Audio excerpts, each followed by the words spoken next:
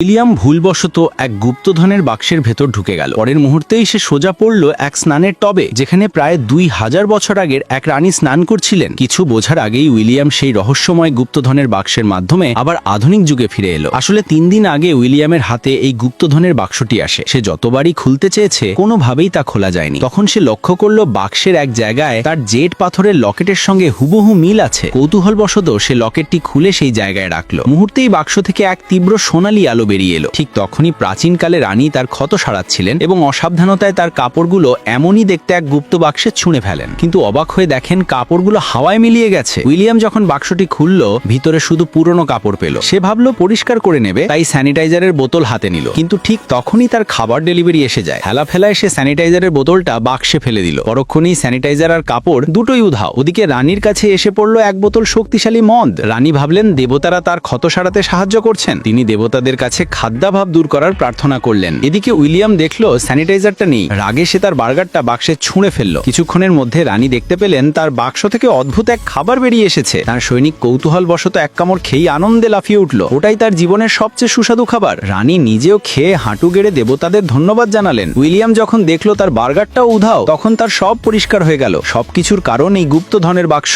রাগে সে একটা আপেল ফেলে দিল। তারপর একে একে সব ফল, নষ্ট নুডলস, এমনকি পুরনো আটা পর্যন্ত ফেলে দিল। সবই উধাও হয়ে গেল। ওদিকে রানী উচ্ছ্বসিত, কারণ খাবার যেন অবিনাম আসছে। কৃতজ্ঞতায় তিনি দেবতাদের উদ্দেশ্যে এক চিঠি লিখলেন এবং নিজের জেড লকেটটি সেই গুপ্ত বাক্সে রেখে দিলেন। যখন উইলিয়াম বাক্স খুলে সেই জেড লকেট দেখলো, সে স্তব্ধ হয়ে গেল। এটাই সেই লকেট যা কয়েক মুহূর্ত আগেই সে ব্যবহার করেছিল।